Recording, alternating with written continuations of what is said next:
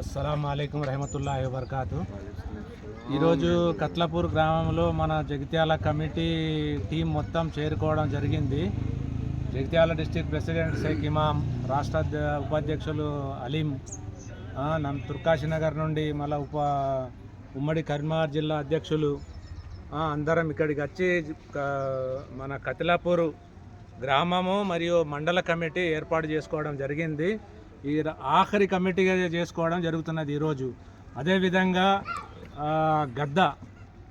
జెండా గద్దె కూడా నిర్మాణం చేసుకోవడం జరిగింది.